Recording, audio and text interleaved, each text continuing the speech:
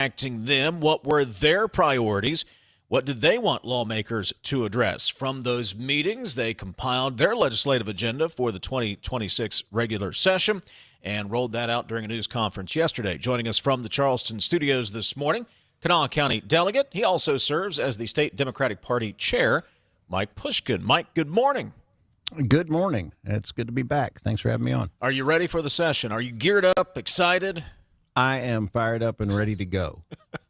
So had to make a pit stop by our illustrious WVMetronews studios here in beautiful Charleston on my way up to the Capitol today, which I often refer to as the bad idea factory. The Capitol, of course, not Metro. The Capitol, the state Glad we Capitol. clarified I that. often refer to as the bad idea factory, and I see that you guys are going to be setting up shop there at the bad idea factory tomorrow. yes, we will be there. So outline the Democratic platform for 2026. You hit the nail right on the head. We went around the state and we conducted these, kitchen table listening tours, and where you said, well, we talked to people around the state. More important than that, we listened to people all over the state, not just in the districts that we represent, but all over the state. And while each of the meetings had its own identity, its own personality, and there were certain things that people were focused on in the coal fields rather than the Eastern Panhandle. One commonality it was all about kitchen table issues. It was all about issues that affect the day-to-day lives of West Virginians. Whether that was access to affordable health care, that's going to be a huge issue. Well, it already is for many folks right now who got their insurance through the marketplace and have seen their premiums skyrocket. I mean, I've heard from constituents in my district and all over the state who they were paying roughly $400 to $500 a month, and now their premiums are going up to over $2,000 a month. That is just simply unacceptable, and a lot of people are gonna no longer be covered. But that's a federal issue. What can we do at the state? It is, but we have to address that. We have to do something on the state level, and we didn't get the report from the governor, from the legislature on exactly how that is affecting West Virginia. But one of the things we could do, we have a bill that it actually passed the House several years ago, but the Senate didn't take it up, that it addresses the Medicaid cliff. It allows people to buy in once it incentivizes work. It incentivizes people working and getting raises, and they don't get kicked off of their health care, that they can buy in. That's just one way to address it. Also, another issue involving health care and whether or not people can pay for it, of course, is PEIA. We got a lot of folks in this state that rely on that, and they've seen premium increases several times a year since 2023, when Senate Bill 268 was passed, which caused their premiums to keep going up. That's one of the issues we heard about. We heard about access to child care. People can't afford child care. That's an economic development issue as well. People can't go to work if they have if young families that have children, if they don't have access to child care. Are you a proponent of the tri-share model that was shopped around last year for child care? That's part of it. That's not going to completely address the issue, but we have some ideas on our side. I know Delegate Kayla Young has really dug deep into the issue, and she has a whole slew of bills addressing this, and I would suggest you have her on at some point in time to discuss that issue. We also, I know Delegate Hornbuckle, our minority leader, has a bill allowing the counties to operate their child care system as well. Either way, it needs to be, it is an issue that drives all other economic issues, because families aren't going to be able to go to work. The parents aren't going to be able to go to work if they don't have access to child care, and we're losing it. You're hearing of agencies closing up left and right. And one of the things, we hear about protection of our public education system. We had school closures across the state. That's been a big issue. Access to clean water. That's an issue in many parts of the state, where I'll tell you what, if you don't have clean water coming out of your tap, that's your main issue that you're going to be focused on.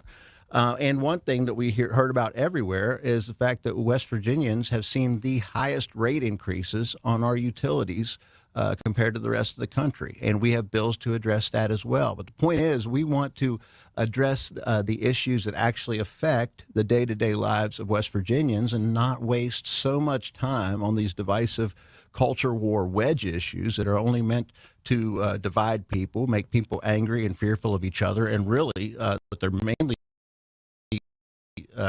to do is get unqualified to office. That's the purpose of those bills. So we want to focus on real issues. TJ, you want to take the you're the electric guy, you're the utility guy. Do you want to take that question? Sure. How you going to do it? That was How the you going to question. do it? It's as simple as that, because that's a good question, and it's not an easy answer. But at first, we have a bill to freeze the rates while we actually get together and make it a priority and work on it. I think there needs to be a major reform of the Public Service Commission, where you often see industry lobbyists going in and being the regulators. And do you want to elect commissioners? Yes. Yes. Is there any tangible evidence that electing commissioners lowers utility bills? Because I've worked in both. I don't see any evidence that says if they're elected or appointed. I can tell you that we have some of the highest rates in the country, and we don't elect them here. Maybe that's anecdotal evidence, but I think either way they should answer to the people and answer to the ratepayers, and not simply just answer to the governor or the industry, because that's what we have now. And look, they're all they're three very good people. I like but you know what? I think that the people should have a say in who is regulating the utilities. Mike Pushkin's joining us, Kanawha County delegate. He is also serves as the state Democratic Party chairman. The Democratic minority in the legislature rolled out their legislative priorities yesterday during a news conference. How can the legislature address housing costs that continue to rise? Well, there's also, again, Kayla Young has a bunch of bills on that. But that is part of our platform as well, addressing housing issues, whether we're looking at, interest rates or things that the states could do to step in and help first-time home buyers. I think we also need to look out for renters as well, but make sure that we're not just focused on, those at the top of the food chain, but actually having affordable housing for people all over the state. I know it's a very big issue in the Eastern Panhandle right now, where you have more and more people moving in and not enough places for them to live. But yeah, I think that, again, Delegates Hornbuckle and Young have bills to address the issue as well. Would economic development solve a lot of these problems? More people working, more people here, a lot of these issues go away, don't they? Oh, yeah, of course. But you're not hearing all the same economic development announcements that you had a few short years ago, and when you had the effects of the the infrastructure bill and the American Rescue Plan and the Inflation Reduction Act. You can say what you want about it, but it caused a lot of investment. It brought a lot of investment to West Virginia, and we were getting these announcements every other week. I don't think it was a coincidence that it was all a result of really what happened during the first 2 years of the Biden administration, when Democrats had control of Congress, and it was all coming from the federal level. You take that away, and you're not hearing those big economic development announcements anymore. And we're not doing anything to address it. I mean, I think a poll just came out that said West Virginia was like the worst state to live in, worst state to raise a family in. That poll came out yesterday, I saw. One of the main factors in that, of course, is having good schools. When you go out to recruit people to open up a business and bring people, because businesses are made up of people, to bring business to the state, bring their employees to the state, the first question are always, how are the schools? Mm-hmm. And what we're doing here is taking money out of our public school system, creating this voucher, largely unregulated, sending money out of state, giving money to the extracurricular activities, and taking money out of our public schools while we see school closures left and right throughout the state. That's devastating to local economies. Mike Pushkin joining us here on Metro News Talkline. Mike, I hear a lot about affordability, the affordability issues. Can you define affordability? What are we trying to address? It's cost of living. That's an easy way to say it. I mean, affordability. I think President Trump's the only one that doesn't understand what the meaning of affordability means. You're able to pay for something, whether it's your utility bill, whether it's your groceries, whether it's gas at the pump.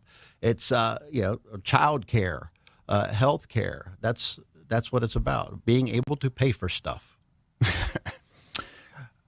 Credit for trying.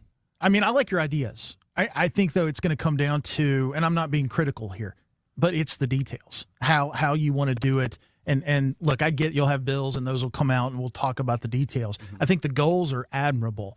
I don't know how you do it. And I'll reserve judgment until then. It's a matter of it's a matter of priorities. Okay.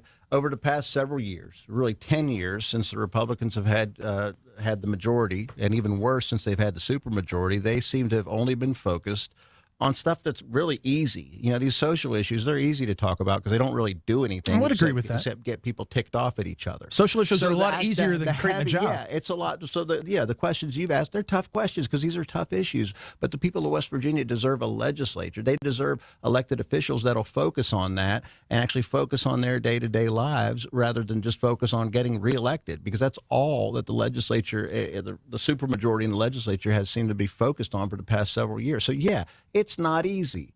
We didn't put our names on the ballot and run for jobs because we thought they were going to be easy. We have to do the difficult work of helping to improve the lives of our friends and neighbors here in West Virginia. Yeah, and it is difficult. And it is difficult, especially when you're in a small minority in the legislature. But we have really good ideas on our side, and we feel that we can work across the aisle to get these ideas across the finish line because they'll actually work and they'll actually do what we're supposed to do. And that is to improve the lives of our fellow West Virginians who we are supposed to be working for up there.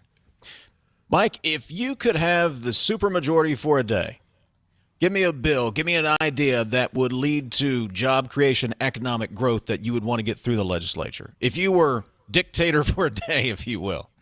I don't like to use that word. I'd save that for the other side. That's what they seem to be focused on. There it is. I would, do exactly what we continue to do, go out and listen to people and see what they wanted us to do, whether that was access to affordable child care. That is an economic driver. I would rein in this Hope Voucher program so we could start funding public education again. You got to do more than that, though. There's more than that wrong with public ed. You would agree with that. Well, but you're not going to fix it by taking money out of it. No, I would actually go through Chapter 18 and make those regulations easier for folks to follow and make it easier for teachers to simply teach and attract people to that profession. I would address all these types of issues that make people want to live in this state and not focus on things that drive people out of this state. There would be too much to do on day one. I think one of the easier things to do on day one would be to repeal right to work. That didn't bring anything to this state. I would go ahead and bring back that prevailing wage quickly. That would be the easiest thing to do. You've been talking about supermajorities. You're going to throw gas on the fire?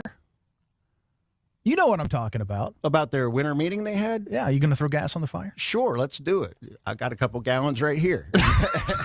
What do you think? I think that never interrupt your opponent while they're in the middle of making a mistake, and they made a big mistake. I think that the Speaker of the House this morning at a public event called it an extraordinary mistake to close the primaries. I think it is a mistake. The fastest growing voting bloc of voters nationally and here in West Virginia are independent and unaffiliated voters. And for the life of me, I can't figure out why the Republican Party here in West Virginia would say, we don't want you. Well, our primaries, the West Virginia Democratic Party, we're keeping our primaries open, and we want unaffiliated voters, and we want independent voters to go and request a Democratic ballot. And you know what? We're going to have competitive primaries. The filing period started yesterday. We've got Democrats showing up. We're going to have competitive primaries and give folks something to vote for. And if you want to run for office as a Democrat, contact us at WVDemocrats.com/run. Mike Pushkin, Kanawha County Delegate and Democrat Party Chairman. Mike, always a pleasure. We'll see you at the Capitol, buddy. Thank you. Hey, thanks for having me on. It's Talkline.